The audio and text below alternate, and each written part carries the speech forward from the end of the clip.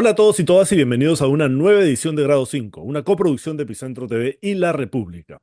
Protesta de transportistas, comerciantes y vecinos fue contundente en Lima.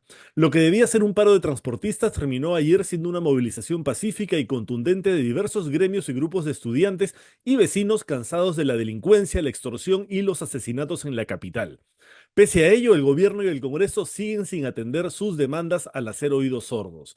En horas de la tarde, la presidencia del Consejo de Ministros brindó una conferencia de prensa sobre el paro nacional, donde el Ejecutivo minimizó la protesta argumentando que solo un sector del transporte acató esta medida. En tanto, el ministro del Interior, Juan José Santibáñez, afirmó que no renunciará al cargo, pese al aumento de la inseguridad que sigue creciendo entre la población. En un intento por defender su gestión, señaló que se han logrado resultados positivos durante el estado de emergencia en distritos de Lima. No sé en qué realidad vive, que ve resultados positivos cuando todos los días hay reportes de extorsiones y asesinatos en los distritos justamente declarados en emergencia.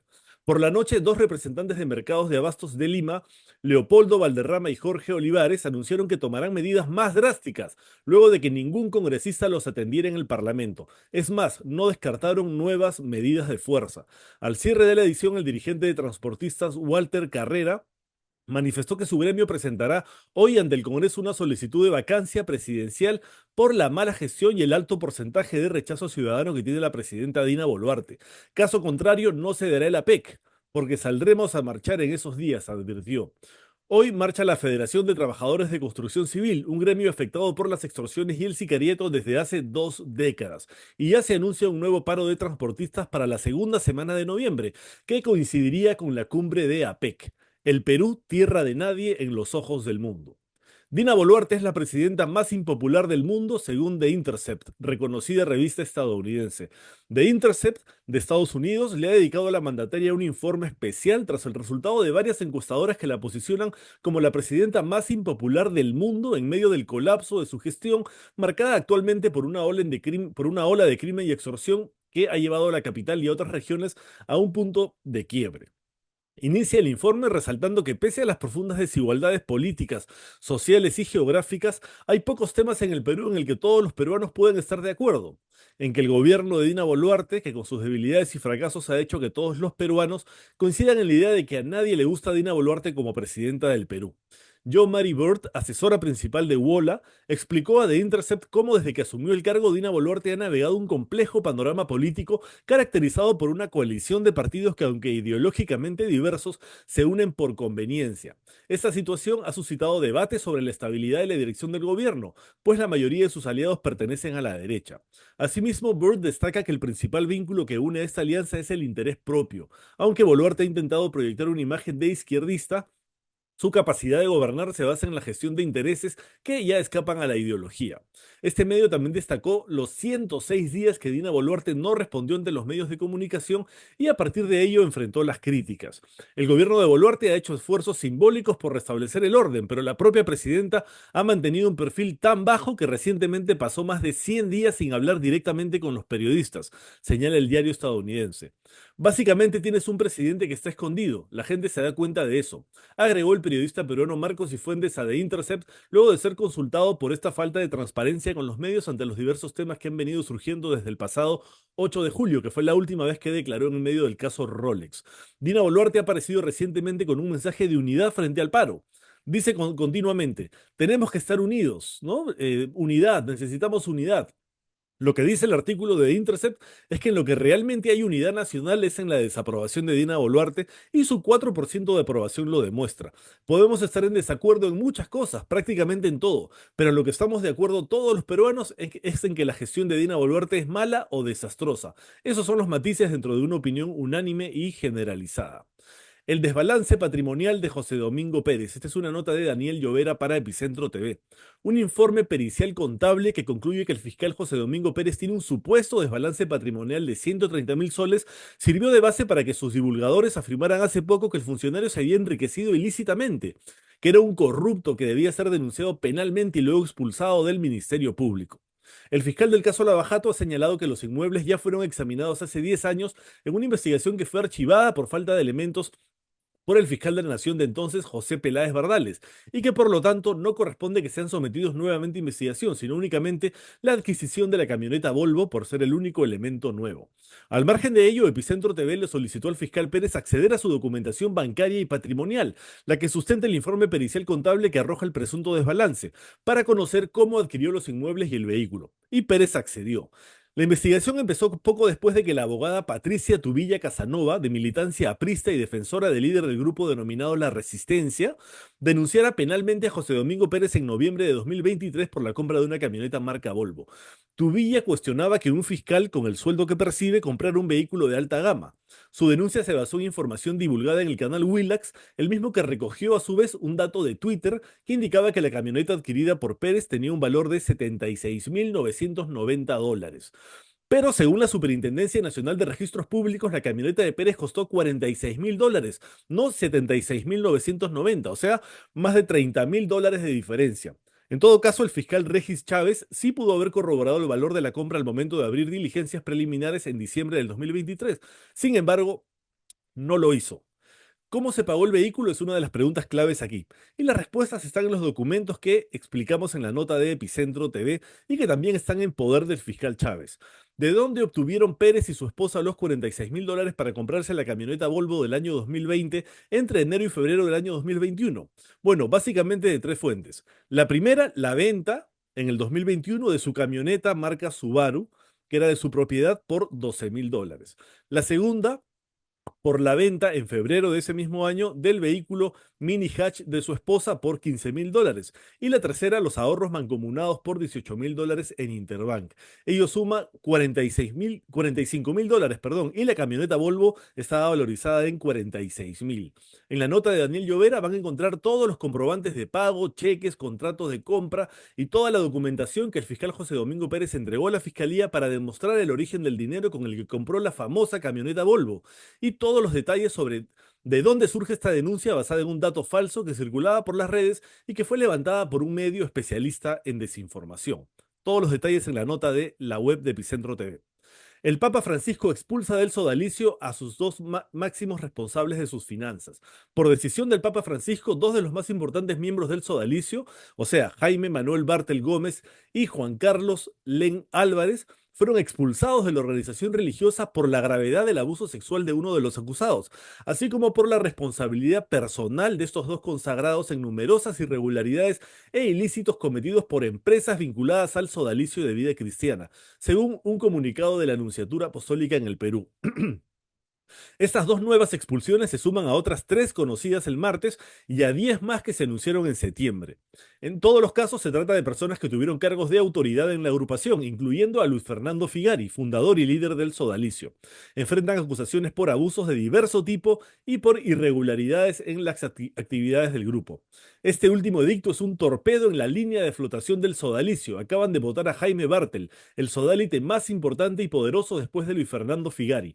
Es la noticia más relevante en los 24 años de denuncias desde que José Enrique Escardó comenzó a señalar los abusos del sodalicio, declaró Pedro Salinas, autor del libro Mitad monjes, mitad soldados, sobre las interioridades de esta organización. Salinas señala que Bartel era el responsable del manejo de las finanzas de la organización y que Len cumplía la misma labor y era de la absoluta confianza de Bartel.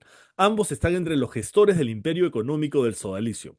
El periodista y escritor también llama la atención acerca de que el Papa Francisco en cada decreto o comunicado de expulsión pone en las últimas líneas que espera que el sodalicio inicie un camino de reparación y justicia. Incluso en este último de ayer le señala que inicien un camino de verdad, reparación y justicia. Bueno, hace tiempo que el Vaticano debió tomar acciones en el caso sodalicio, pero más vale tarde que nunca. Congreso busca inhabilitar y acusar por abuso de autoridad a la Junta de Fiscales Supremos. Los congresistas Fernando Rospigliosi de Fuerza Popular, José Cueto de Honor y Democracia y Alfredo Azurín de Somos Perú presentaron una denuncia constitucional contra la fiscal de la Nación Delia Espinosa y los fiscales supremos Juan Villena, Pablo Sánchez y Zoraida Ábalos, por supuestamente haber defendido sus competencias ante la ley que faculta a la Policía Nacional del Perú a dirigir las investigaciones preliminares de delitos. ¿Cómo extrañan a su Patricia Benavides, no? Con ella estaban felices. La denuncia constitucional de esos tres congresistas señala que los cuatro integrantes de la Junta de Fiscales Supremos cometieron infracciones a la Constitución, abuso de autoridad, prevaricato y falsedad genérica. Los parlamentarios proponen de esta manera un proceso de antejuicio político para acusarlos por los delitos mencionados y pretenden además someterlos a un juicio político con base en presuntas infracciones para inhabilitarlos 10 años de la función pública, lo que provocaría que sean separados de sus cargos. Bueno, esta represalia viene una semana después de que el Ministerio Público publicara un comunicado en el que anunciara la emisión de un reglamento para uniformizar la actuación fiscal en la investigación de delitos en coordinación con la policía. En ese pronunciamiento, la Fiscalía recalcó que la Constitución le ha conferido la exclusividad de la conducción de la investigación del delito y que mantendrá esa posición hasta que el Tribunal Constitucional resuelva las demandas de inconstitucionalidad interpuestas contra los decretos legislativos referidos a la labor de la policía y la modificación del nuevo Código Procesal Penal. Además, anunció que presentará una acción de inconstitucionalidad ante el TC contra la Ley 32.130 en estricta defensa de la institucionalidad y el Estado democrático de derecho. 2 días antes, el ex fiscal de la Nación, Juan Villena, también había cuestionado la contrarreforma del Congreso. Él declaró: estamos estudiando la ley que faculta a la PNP a dirigir las investigaciones. Hay una demanda de inconstitucionalidad respecto a unos decretos legislativos que se expidieron a inicios de año y que tienen la misma idea. La misma inconsistencia que a nuestro entender vulnera las facultades constitucionales, dijo ante la prensa. El fujimorista Rospigliosi considera que la posición del Ministerio Público es un acto de rebeldía. No puede ser. Los únicos que hacen los reglamentos son los del Poder Ejecutivo. Los fiscales no quieren aplicar la ley, declaró a Canal N. La denuncia constitucional llegará a manos de la Subcomisión de Acusaciones Constitucionales que preside la congresista de Alianza para el Progreso, María Acuña. El fujimorismo y las bancadas que apoyaron la ley en cuestión tienen la mayoría de votos para aprobar la acusación.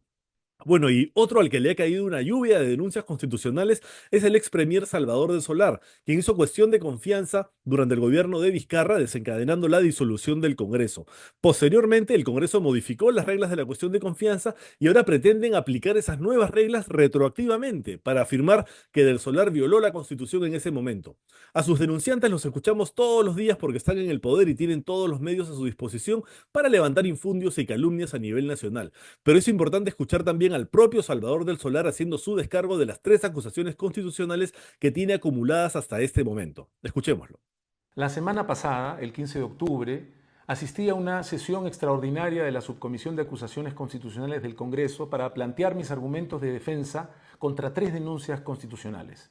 La 384, que ha sido interpuesta por el congresista Alejandro Muñante, la 400 de la congresista Patricia Chirinos y la 466, que ha sido promovida por un conjunto de excongresistas, alrededor de 15, entre los que se encuentran los exparlamentarios Segundo Tapia, Carlos Tubino, Mauricio Mulder y Juan Carlos González, a quienes menciono porque de hecho estuvieron presentes en la sesión. Estas 3 denuncias han sido acumuladas y ahora son parte de un solo proceso, fundamentalmente porque tratan sobre lo mismo. Las 3 denuncias cuestionan la constitucionalidad de la cuestión de confianza y del cierre del Congreso del 30 de septiembre de 2019. Y las 3 denuncias buscan la inhabilitación para la función pública tanto del expresidente Martín Vizcarra como del expremier Vicente Ceballos y también la mía por haber sido quien interpuso la cuestión de confianza. Pero en realidad, lo más importante que tienen en común estas 3 denuncias no es su contenido, sino la oportunidad en la que fueron presentadas. Como todos sabemos, los acontecimientos sucedieron a finales de septiembre de 2019. Sin embargo, las denuncias se presentan prácticamente 4 años después. La primera y la segunda a mediados de 2023 y la tercera comenzando el 2024. ¿Por qué? ¿Por qué han esperado 4 años para presentar estas denuncias? Por una razón muy precisa. Porque el 30 de mayo de 2023, el Tribunal Constitucional emitió una sentencia, la 307/2023, referida a un proceso diferente, pero en la que señalan que no comparten los criterios utilizados por una sentencia previa del Tribunal Constitucional del 14 de enero de 2020, que fue precisamente la sentencia que declaró que tanto la cuestión de confianza como la disolución del Congreso de 2019 fueron constitucionales. Así que esa es la razón por la cual esas denuncias se presentan ahora. Esa es la lógica que sostiene a esas denuncias. El problema con esa lógica, por supuesto, es que no tiene sentido, no se sostiene, es falsa. ¿Por qué? Porque en ninguna parte la sentencia a la que aluden, la más reciente, la del 30 de mayo de 2023, señala que consideran inválida la sentencia previa. No lo hacen. Lo único que dicen los actuales magistrados del Tribunal Constitucional es que no comparten los criterios utilizados entonces. Es como si dijeran, nosotros, los actuales magistrados, si tuviéramos que ver este caso hoy, lo resolveríamos de una manera distinta. Pero en ningún momento señalan que esa sentencia y sus efectos han perdido validez. No podrían hacerlo, porque hacerlo implicaría ir contra uno de los principios fundamentales del derecho, el respeto de la cosa juzgada. La cosa juzgada ocurre cuando un asunto, un conflicto, un tema es estudiado adecuadamente, es resuelto de manera definitiva y por lo tanto no puede volver a revisarse, como es el caso. Así que es muy claro que estas tres denuncias tendrían que haber sido declaradas improcedentes y no tendrían que haber dado lugar al proceso que en este momento adelanta la Subcomisión de Acusaciones Constitucional. Ahora, con independencia de lo que acabo de señalar, que ya de por sí tendría que descalificar a estas tres denuncias, me voy a permitir analizar los dos argumentos principales que los denunciantes presentan contra la cuestión de confianza, porque es el caso que individualmente me toca a mí. En primer lugar, los denunciantes señalan que la cuestión de confianza del 30 de septiembre de 2019 habría sido, según ellos, inconstitucional porque el Poder Ejecutivo no puede plantear una cuestión de confianza sobre materias que no sean de su propia facultad. Esto, una vez más, es totalmente falso. O en todo caso, era totalmente falso en septiembre de 2019. Nuestra Constitución, la de 1993, regula la cuestión de confianza de manera abierta y esto se ha dicho con total claridad desde el principio. De hecho, mientras se discutía la Constitución, uno de los parlamentarios constituyentes, curiosamente Enrique Chirino Soto, señaló que el Poder Ejecutivo puede plantear una cuestión de confianza sobre lo que quiera. El primer ministro puede presentarla cuando quiera y como quiera. Así, de manera totalmente abierta. Pero esto no es todo. En noviembre de 2018, el Tribunal Constitucional, entonces presidido por el magistrado Ernesto Blume, declaró de manera unánime la inconstitucionalidad de una modificación al reglamento del Congreso que pretendía precisamente restringir la posibilidad del Poder Ejecutivo para plantear cuestiones de confianza. De manera explícita en su sentencia del 6 de noviembre de 2018, ese tribunal señaló que la cuestión de confianza en nuestra Constitución fue regulada de manera abierta, sin admitir ninguna restricción. Y señaló también que hacerlo, que aplicarle algún tipo de restricciones, atentaba directamente contra el principio de balance entre poderes, que es parte de nuestro sistema constitucional de gobierno. De forma que, al 30 de septiembre de 2019, era absolutamente legítimo y constitucional presentar la cuestión de confianza en los términos en los que la planteé, solicitándole al Parlamento que detenga el acelerado proceso de nombramiento de magistrados constitucionales y que lo cambiara por uno que ofreciera mayor transparencia. Esto era constitucional entonces y tendría que serlo todavía. Sin embargo, el actual Parlamento en octubre de 2021 aprobó una nueva ley, la 31355, que entre otras cosas señala que el Poder Ejecutivo solo puede plantear cuestiones de confianza sobre asuntos que son de su competencia y que estén directamente relacionados con su política general de gobierno. Esto no respeta el espíritu de la Constitución, pero finalmente es la ley actualmente y ha sido respaldada por el Tribunal Constitucional. Pero como todos sabemos, y como los denunciantes saben o deberían saber, la ley no puede tener efectos retroactivos. Así que lo que se reguló en octubre del 2021 aplica desde entonces en adelante, pero no hacia atrás. De forma que el 30 de septiembre de 2019, cuando planteé la cuestión de confianza, lo hice en términos absolutamente constitucionales. Así que, recapitulando, estas denuncias atentan directamente contra dos principios fundamentales del derecho: el respeto de la cosa juzgada y la no aplicación con efectos retroactivos de las leyes. Por último, el segundo argumento que presentan los denunciantes en mi contra es que, según ellos, el Consejo de Ministros no me habría autorizado a presentar la cuestión de confianza en los términos en los que la interpuse el 30 de septiembre. Efectivamente, eso es lo que señalan los denunciantes. Según ellos, el Consejo de Ministros me habría autorizado a presentar una cuestión de confianza respecto del proyecto de ley con el que solicitábamos se modifique el procedimiento de elección de magistrados del Tribunal Constitucional, pero no para que le pidamos al Congreso que detuviera el procedimiento de elección de magistrados que en ese momento tenía en curso. Efectivamente, suena absurdo, porque bajo esa lógica, El único objetivo que tenía el Poder Ejecutivo era decirle al Congreso, queremos cambiar la forma de elegir magistrados del Tribunal Constitucional en el futuro, pero no ahora.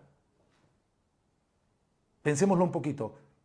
Me habrían cerrado la puerta del hemiciclo y habrían hecho todo lo que hicieron para impedir que tuviera la palabra, y cuando me la dieron solo por 10 minutos porque estaban preocupadísimos de que el Poder Ejecutivo modificara las normas de elección de magistrados del Tribunal Constitucional en el futuro, pero no en ese momento. Por supuesto que no. Si eso hubiera sido la lógica, me habrían recibido con la mayor amabilidad y me habrían dejado hablar todo el tiempo que fuera necesario. Recapitulando, entonces, la Subcomisión de Acusaciones Constitucionales adelanta en este momento un proceso que vulnera abiertamente el principio de cosa juzgada, que vulnera abiertamente el principio de no retroactividad de las leyes y que basa la única acusación que tiene en mi contra, porque esta es la única acusación aprobada por el informe de calificación de la subcomisión y aprobado por la comisión permanente. Esta única acusación basada en un hecho declaradamente falso. Es muy difícil entonces no interpretar que, no teniendo argumentos jurídicos y basándose en hechos absolutamente falsos, la motivación detrás de estas denuncias es política y es ilegítima. Bueno, este es otro caso en el que el Congreso de la República utiliza la denuncia constitucional como un arma contra los que considera sus enemigos y posibles candidatos en el futuro, a pesar de que Salvador de Solar no ha expresado una voluntad de querer candidatear en las próximas elecciones. Pero el Congreso igual se quiere asegurar, no vaya a ser que en algún momento se le ocurra y aparezca por ahí, y prefieren tenerlo inhabilitado de arranque. Bueno, eso ha sido todo en el programa de hoy. Nos vemos mañana en una nueva edición de Grado 5, una coproducción de Epicentro TV y La República. Chao.